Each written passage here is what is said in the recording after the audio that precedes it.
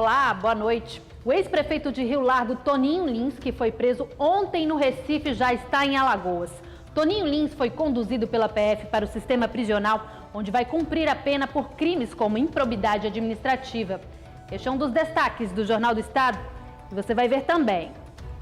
Alunos, ex-alunos e servidores da Uncisal bancam reforma da instituição que corre o risco de perder o título de universidade. Maceió ganha um sismógrafo da UFRN, o equipamento mede tremores de terra. E Procurador-Geral de Justiça faz coletiva sobre o caso da jornalista presa por calúnia e difamação. E se me botar na cadeia a coisa é pior, viu? O Jornal do Estado está no ar.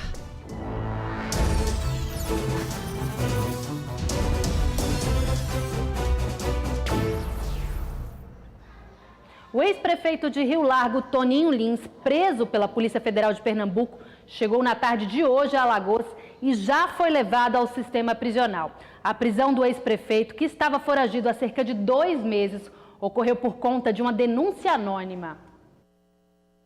De barba e com aparência modificada. Era assim que Toninho Lins estava quando foi preso em um apartamento no bairro da Torre, em Recife. Foragido há quase 2 meses, o ex-prefeito de Rio Largo foi condenado pelo Pleno do Tribunal de Justiça em Alagoas desde setembro de 2016, pelos crimes de falsificação de documentos, apropriação de bens públicos, fraude em licitações e associação criminosa. O mandado de prisão foi expedido em 26 de fevereiro de 2018, pelo juiz Maurílio Ferraz e foi cumprido ontem pela Polícia Federal de Pernambuco. Ele estava realmente muito abalado, se dizendo injustiçado e dizendo também que todas essas imputações que tem contra ele são realmente um equívoco. Inclusive até a gente precisou recambiar ele quando da sua prisão para cá com bastante cautela, porque ele realmente estava abalado emocionalmente. Segundo a Polícia Federal, Toninho Lins chegou em Maceió por volta das 3 horas da tarde e foi levado diretamente para o complexo penitenciário da capital. Sem privilégios, ele cumpre agora a pena de 16 anos e 2 meses de prisão. O superintendente da PF em Alagoas explica que a prisão ocorreu após uma denúncia anônima.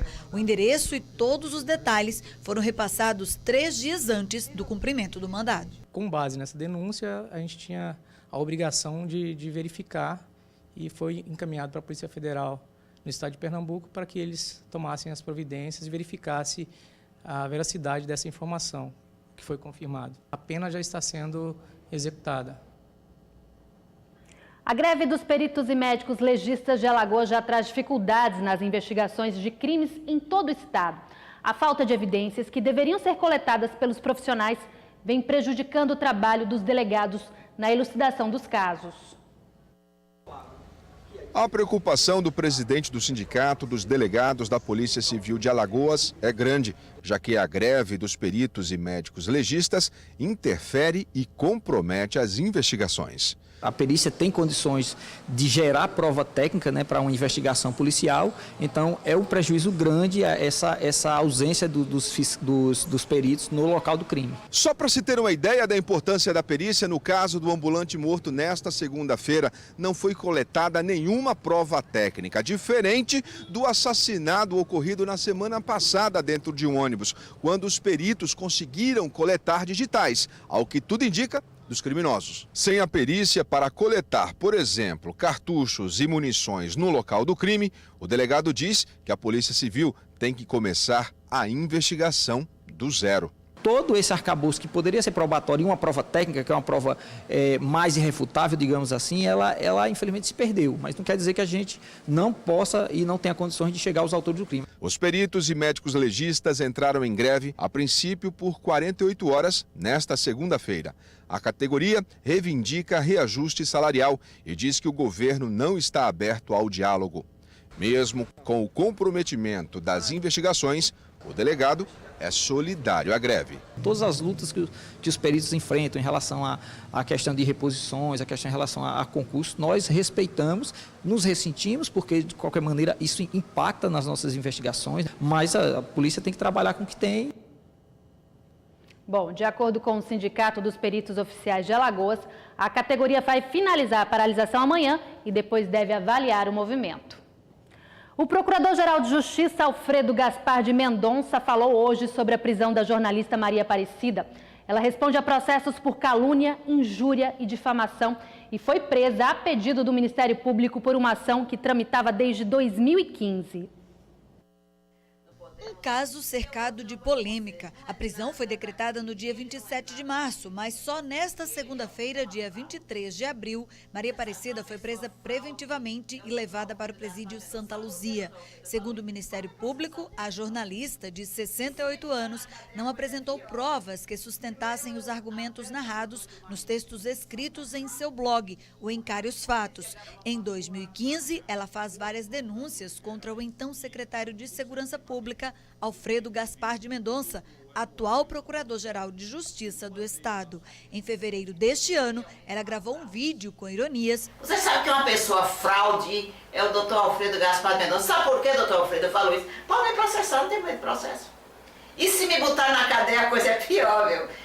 No final da tarde de hoje, o Procurador-Geral de Justiça, Alfredo Gaspar de Mendonça, fez questão de reunir a imprensa para esclarecer toda a polêmica. Ele afirmou várias vezes que a prisão da jornalista Maria Aparecida de Oliveira não se deu por questões pessoais, e sim por tecnicidade processual, ou seja, pela existência de 10 processos criminais acusando-a de calúnia, injúria e difamação. Enquanto procurador-geral, eu jamais acionarei o aparelho estatal contra quem quer que seja. Só farei isso fora do cargo. E fiz isso em 2015. O advogado de Maria Aparecida considera a medida excessiva e explica que no vídeo ela não tinha intenção de coagir nenhum membro do Ministério Público Estadual. Você pode ver claramente que se tratou de uma frase jocosa, de uma brincadeira, incapaz de coagir um membro do Ministério Público. Alfredo Gaspar de Mendonça afirmou na coletiva que a medida foi justa e que confia plenamente na atuação dos promotores envolvidos na ação. Ele diz ainda respeitar o direito à liberdade de expressão dos jornalistas, mas esclarece que Maria Aparecida Oliveira não agiu com profissionalismo e imparcialidade. Eu quero que vocês fiquem bem certos. A classe de jornalista é uma classe honrada, a classe de jornalista é uma classe decente e trabalhadora, mas também, assim como tem na magistratura, como tem no Ministério Público, como tem no Executivo, no Legislativo, também tem uns poucos vagabundos.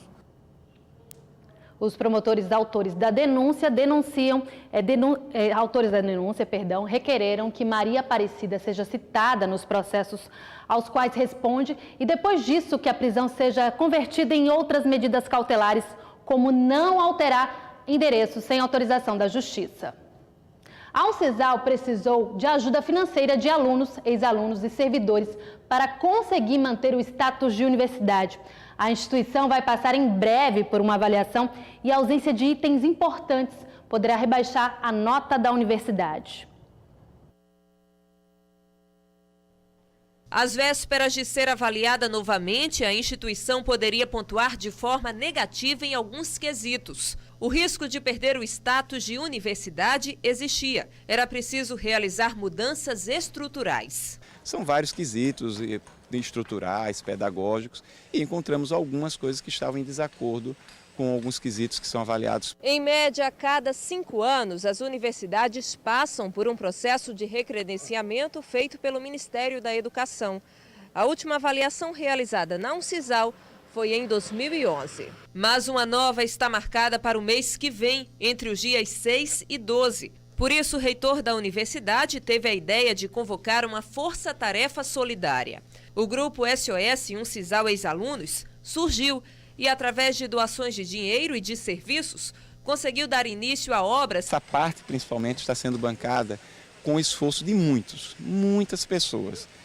São ex-alunos, são colegas médicos, enfermeiros, fisioterapeutas, que às vezes não foram nem formados por aqui, mas que acreditam no potencial da Uncisal. Na parte de dentro do prédio, um dos grandes focos do projeto de acessibilidade é a implementação de um piso tátil para deficientes visuais. Só essa mudança está orçada em R$40 mil. A reitoria espera que as doações continuem e se somem a recursos do governo, que, segundo a instituição, não chegaram devido à burocracia para a liberação de verbas. A gente viu que o tempo para a execução e a questão burocrática normal do serviço público a gente viu que talvez ia ter problema. Foi quando a gente recorreu ao voluntariado e o voluntariado abraçou de forma muito rápida. O Sindicato dos Trabalhadores da Uncisal recebeu uma lista de servidores que também estariam contribuindo financeiramente para que os reparos sejam feitos. Mas a presidente disse que não apoia a iniciativa. Estamos tentando uma reunião com o reitor, ligamos hoje para o reitor para poder falar tanto do plano de cargo como essa situação.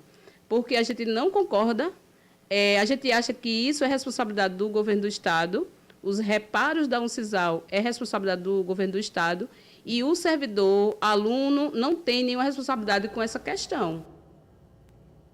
Veja daqui a pouco, cobrança indevida na taxa de iluminação pública de Rio Largo continua gerando protesto dos moradores. E você vai ver também, Maceió ganha um sismógrafo que serve para medir tremores de terra. O equipamento veio da Universidade do Rio Grande do Norte. Volto já.